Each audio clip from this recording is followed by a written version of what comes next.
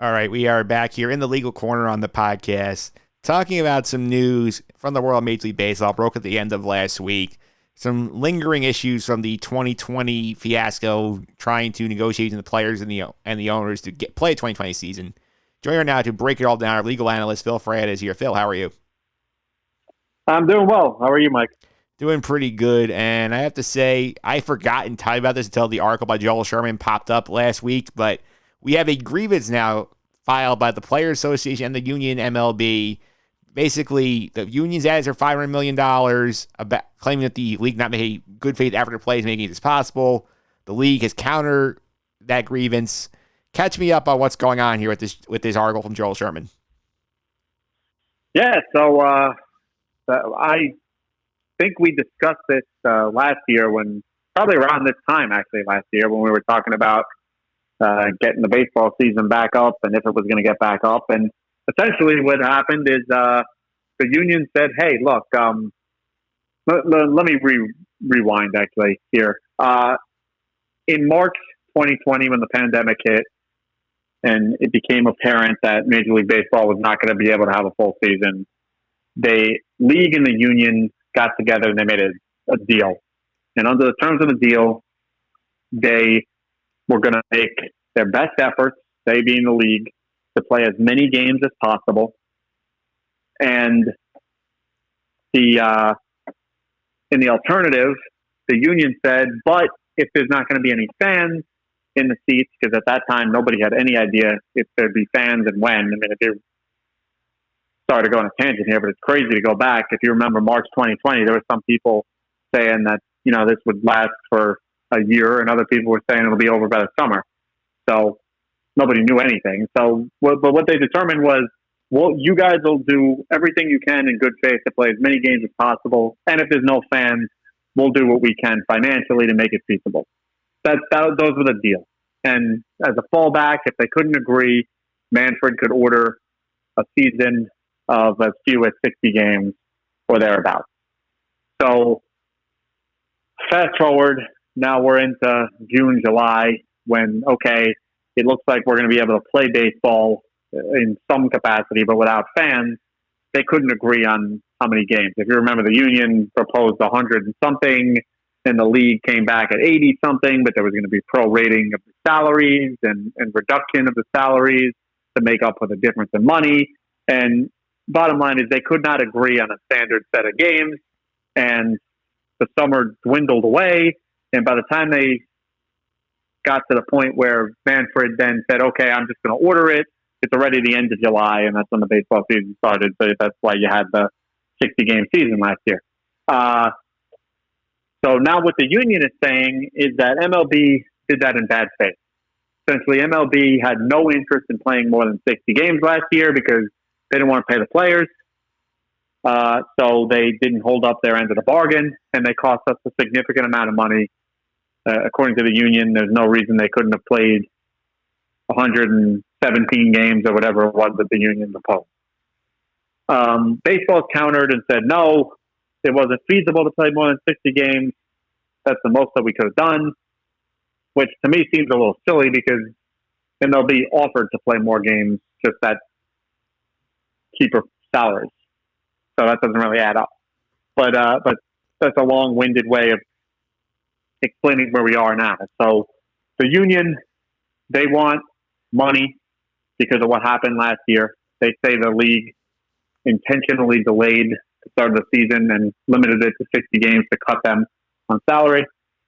And the league says, no, that's not true. We did the best we could under the circumstances. All right, that makes some sense, and it does seem like we're going to be in for a legal fight here. And one thing I noted in the Joel Sherman article here was that MLB themselves is going to ask the union. I don't know if the union will agree to this. They want to fast track this grievance. I don't know what specifically that means. So, what do they mean by fast track? Is how they want to get this done like as quick as possible? Is that basically just Major League Baseball wants a decision as quickly as possible from the arbitration panel. So the way that these grievances work is it goes to a 3-man arbitration panel. One arbitrator is picked by the league, one's picked by the union, and one's a neutral. So essentially, the neutral is the guy who makes the decision. The other two are kind of hired guns. But they want to get this arbitration hearing heard as quickly as possible and decided as quickly as possible. The union, on the other hand, wants to drag it out. And that seems counterintuitive because the union, typically in a lawsuit, the people who want the money want it to move faster and the people who have the money want it to move slower. But in this particular case, the reason that the league wants it now and the union wants to drag it out is the union wants it to be active when they begin CBA negotiations after this season, because they want to be able to use it as a bargaining chip and say, look, we'll drop the grievance if you give us X, Y, and Z. And the league doesn't want that. The league wants it put to bed, resolved, so they can start fresh on the CBA negotiations. Because I think the union's seeking what, $500 million, is it? Yes, that's correct. All right, that's a lot of money. But when it comes to a CBA, that's a drop in a bucket, the amount of money you're talking about. Because a CBA, you're talking about a 5-10 year deal worth billions of dollars every year. So MLB, the way they see it is, hey, if we have to pay these guys a few $100 million just to get rid of this and go get ourselves a better collective bargaining agreement next time around, that's worth it. And the union says, yeah, we'll just, if we get a better collective bargaining agreement, we'll take that grievance and flush it down the toilet. We don't care. Yeah, right now the CBA is sort of this, basically the Damocles sword hanging over the league and the union, because right now, there's not many talks going on, and you would hope they pick up more as the pandemic situation improve. You have more face-to-face meetings and so on and so forth. But the thing you're concerned here is you have this grievance going on, and the process sort of split here between we're dealing with the grievance versus the CBA. So this is one that if it's lingering on and on and on, you wonder how much it's going to delay them from actually getting a CBA done on time.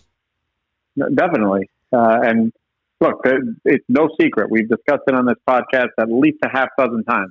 The relationship between the union and the league is very, very poor right now.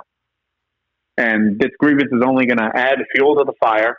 But nobody could be surprised that this was filed or is going to be filed. I've heard conflicting reports. But nobody could be surprised by it because the writing was on the wall. And it's frankly a good negotiation tactic for the league union. So they're going to use it. Yeah, and what do you think happens here? If this thing gets settled out here and the players win the thing, win the $500 million, how do you think this would impact the CBA negotiation? So you're saying what happens if the arbitration, they don't settle, they actually let the arbitration panel decide and the players win? Yes. In that instance, I think it gives the players actually less leverage on the CBA negotiation than if they have it pending or settled. I think the league would be bitter, and I think they'd hold it out against them. So I'm not sure if the players want to win. I think they'd rather just use this as a bargaining chip. Interesting. But look, I mean, if they win, they win. I'd be really surprised, though, if either side lets this get to a decision. It seems like the kind of thing that should be settled. And maybe it's settled, like I said, as a concession in the CBA. You know what? We'll drop the grievance if you give us X, Y, Z, or vice versa. We'll give you $200 million in the grievance if you give us X, Y, and Z for the CBA. It seems like something that could be negotiated between sophisticated parties. Yeah, and bottom line is basically this is going to linger basically in the background while this baseball season is going on, because it doesn't seem like at this point, and again, we're very early in this process, it doesn't seem like it would be smart for the union to agree to fast track this. No, absolutely not. And I don't think the union is going to agree to fast track because, again, it would be penny wise, pound foolish. Yeah, they might get $500 million or thereabouts now, but how much money are they losing on the back end in the CBA negotiation? You got to remember, and people, it's hard for fans to realize this, but little things like, are we going to add another man to the roster? Or is there going to be a DH in the National League? Those are worth billions of dollars to the union. Billions, because you're creating a job. You're creating another player. So those are really, really big economic decisions, and that's really what the union cares about more so than getting justice, so to speak, for what happened last season. Yeah, it makes some sense. We'll keep track of that going on. Another baseball-related thing that's interesting that popped up last week I want to sort of touch on here is the situation in Oakland, because right now MLB has already said, and we've talked about in the past, maybe expansion is a fast-track solution, some of the financial problems caused by the pandemic, because you can just charge two franchises like billions of dollars in ownership fee, in expansion fees, and rebuild the coffers. But MLB said in the past, we're not doing that until we fix the situations in Oakland and Tampa. Tampa's in a mess. There's talk about split time in Montreal down the line, but Oakland, as of right now, has been given permission to explore relocation because they have a stadium project out there, the Howard Bryant Square area over there. It's not making much progress. What do you think about the Oakland situation? I'm all for it. I think Oakland needs to get the hell out of Oakland. But I think that Major League Baseball should say, look, we offer a one-of-a-kind product. You cannot get Major League Baseball from anybody else.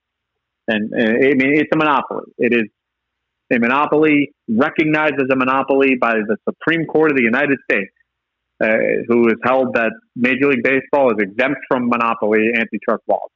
So everybody knows that. So if I were baseball, I would say you can't get our product anywhere else. So why are we going to give it to the city of Oakland when the A's time and again cannot fill that ballpark no matter how good they are? And they've been a competitive team now for the better part of 20 years. So this isn't a situation of, oh, they're not good. Same thing with Tampa Bay. So I'm all for it. I think there are cities in this country or maybe even in Canada who would welcome a competitive baseball team. And if Oakland's not one of them, then I got no problem getting right out of there. Yeah, and Oakland it's a market you would think the league would want to be in because that's right in the Bay Area, and the Silicon Valley industry has been booming, and there's a lot of people moving out there. But at the same time, they lost the Raiders of an inability to build a new stadium. The Warriors went back to San Francisco. Like, it seems like if the trends hold here and they don't want to budge on these public infrastructure things around the Howard Square site, you think that the A's are probably going to be out of town in like 2 years when the lease is up. I think that's right. And what I understand, obviously, I'm a New York guy. I'm not as bad as you, so I'm not in the weeds. But I just understand that when it comes to the Bay Area, the Giants are king. And you know, people say, well, the Yankees are king in New York over the Mets. Over there, I understand it's 10 times, 100 times the effect that it is here. Just no matter how good the A's are, they will never come close to getting the same fair fare as the Giants. And obviously Oakland's not the place. So I'm sure there's somewhere else that'll take a baseball team. I'm interested to hear what cities they have in mind. I don't know if Vegas works. I know that Vegas took the Raiders. I think the climate there might be a little tough for baseball, but maybe you do some sort of a retractable roof situation and you can go to Vegas. I don't know, but I think there's definitely got to be somewhere that you can move the Oakland A's and they can draw better than Oakland. Yeah, I don't know if Vegas... and get a baseball park, by the way. Yeah, because what they play in now, Oakland Coliseum is not a baseball stadium. A foul territory, it's ridiculous. Yeah, well, that stadium was a lot better before the Raiders moved back and they built Mount Davis out in center field to get the luxury boxes and ruin the vista they had out there. But I don't think Vegas works for baseball because it's just a very transient city. There's a lot of tourism in there, and that's a lot of home dates you have to try and fill. I don't know if you're filling 81 home dates in Vegas. I think you want to go somewhere where there's maybe might not be as like sexy a market as Vegas, but like maybe there's more of an appetite for baseball. Like, I think what I'm curious about is I think Portland, would be a fun fit because they have the Trailblazers. They support them very well up there. You know, a natural ride with the Mariners. Mariners give some territorial rights potentially, but I think that would be a good spot for the A's to land. Yeah, that works. That might be even a better idea. Obviously, you need a retractable stadium given the rain, but that's okay. You could do that. Sure. Got no objection to that.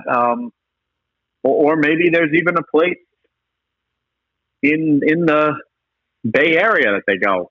instead. I don't know. Maybe San Jose is better. I don't know exactly where it is, but I think that the people of Oakland and the city government they haven't held their end of the bargain. Yeah, the problem with San Jose is it's again those territorial rights. The Giants have held those for years, and they have been blocking Oakland every chance they want to go to San Jose. So they will not let that one will not happen. I'm putting that one out there. Yeah, that's probably right. So maybe Portland. I don't know. I'm curious to see what options come up, but I do know that again they have failed to come to the ballpark, and they have failed to invest in a legitimate stadium. And look, let's be fair here. There's a flip side of that, which is, well, why the hell should the city government have to pay for your stadium? You're some billionaire owner. You pay for your own stadium. But that's a political issue that we don't have to get into. But I understand why the A's want to move. And you know, if I were the Oakland A's, I'd be saying, look, they don't come to the games. They don't give us a stadium. And it's not because we haven't been competitive. I know they haven't won a World Series, but the A's have been a competitive team for the better part of 20 years now. Yeah, they absolutely have. And I do think this is one of those signs. I think it's just the fact that they're giving the A's this permission to start looking around. We heard the Tampa stuff. Their expansion is coming soon. I think they want to get these two situations figured out so they can go into the expansion and get to 32 teams. I think that's MLB's end goal here. Oh, of course, because what Major League and we've discussed this on the podcast too. What Major League Baseball wants to do, more teams, more playoff teams, and that allows everybody to play towards mediocrity. It gives us more playoff games to put on TV, and nobody really has to go out there and get the big free agent anymore because all you got to do is win 82 games and maybe you win the World Series. That's what they're trying to do. Yeah, and if you do it through expansion, though, it's hard for the union to say no because now all of a sudden you just created, what is it, 52 jobs, 26 times 2, 52 jobs if you add two new teams. Yeah, plus all those minor league affiliates. You had another 100 and 200 something players to the Major League Baseball organizations there. Right. So the union, even though they understand that it's going to hurt some of the top guys, it benefits the majority, so they have to go for it too. I think, also, and that's what this is. They're trying to create a situation, much like goes on in the NBA and the NHL, and even the NFL starting to dabble in this too now with the additional games and considering playoff expansions and stuff like that. You just need to be okay. You don't have to be great anymore to win a championship. Yeah, it's certainly fair. Plus, MLB, I think, in terms of scheduling, would love to have the eight divisions of 4 teams each to make it much easier to try and schedule than to have to figure out the interleague every day hassle. Oh, yeah, absolutely. And look, as far as interleague play goes, that's an interesting aspect, too, because the DH rule is obviously that's really the only issue with the interleague play right now, right? Yeah. Is there anybody still around who is actually upset that the American League and the National League teams play each other during the regular season? No. Maybe it's some 75-year-old guy, but for the most part, nobody cares, except for the fact when you have American League pitchers batting in National League ballparks. That's when people care.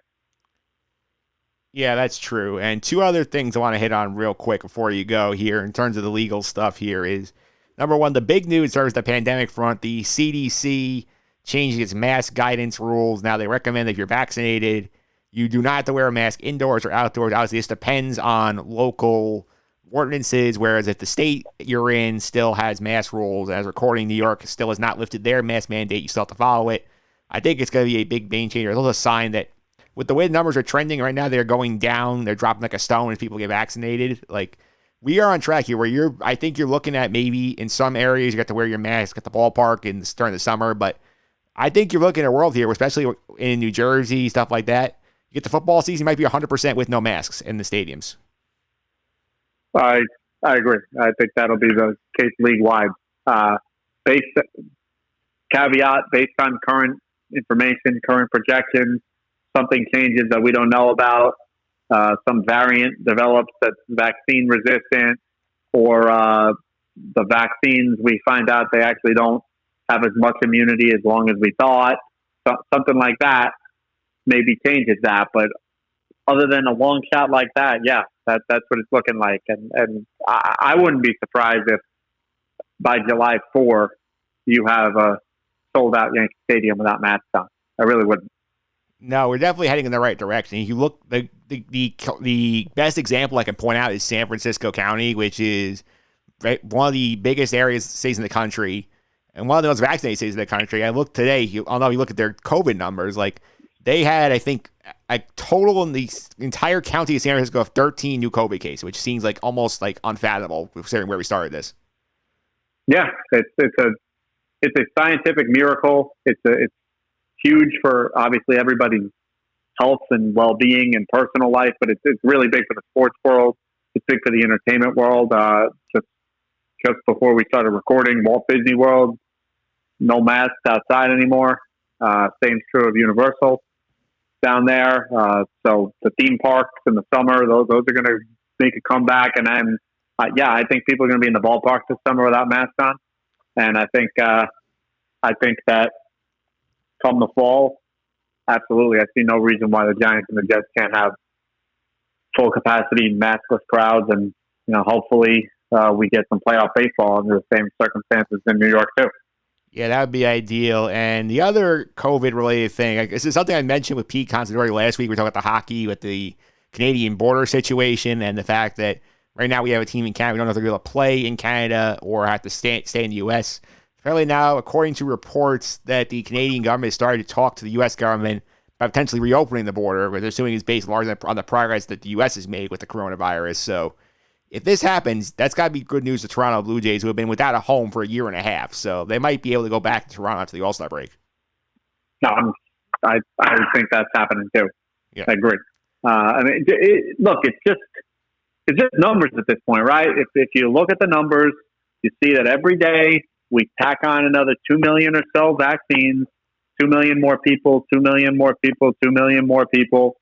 And as long as those trends hold, and they have pretty consistently, eventually you're just going to get to the point where, like you said, there's nowhere for the virus to go.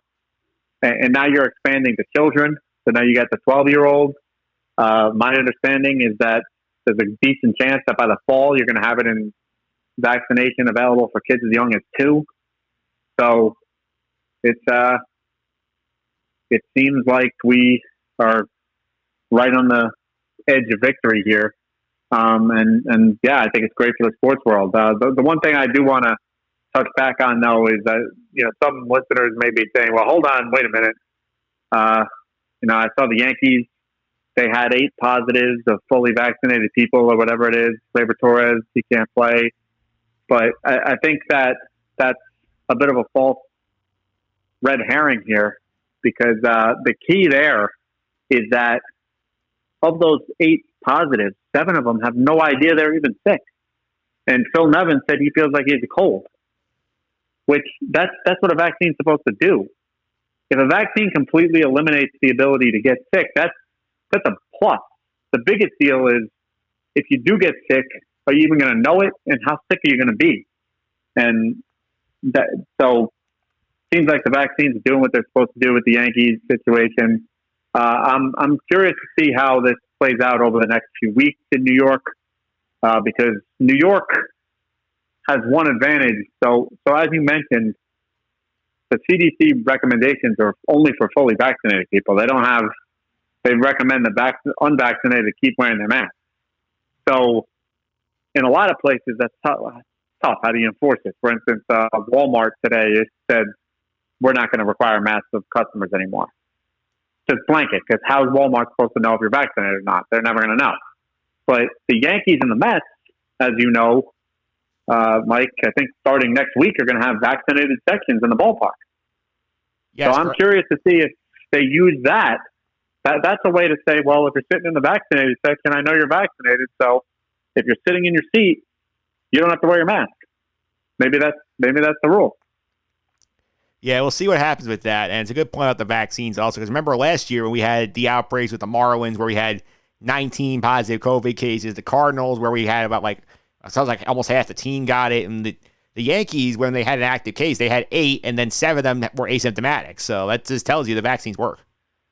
And they did Johnson and Johnson. The Yankees vaccinated the team with Johnson and Johnson, which is between, let's say, 66 and 72% effective or something like that. And that's the exact percentage of people who on the team who don't have it. So it seems to work exactly as it did. Moderna and Pfizer seem to be more effective at even preventing infection. But again, I mean, like you said, does it really matter if you have, quote unquote, have COVID if you don't even know? I don't see why that matters. The only thing that matters is, are you going to be sick? Are you going to deal with long-term symptoms? And God forbid, are you going to be hospitalized or killed? Yeah. So yeah, everything seems great in the sports world, and I really believe it. I really do. I think that we are going to have an all-star game without masks. I think we are going to have New York baseball this summer without masks. Indeed. So definitely a good sign. Phil, thanks for all the time. I really appreciate it. All right. Thanks, Mike. Take care.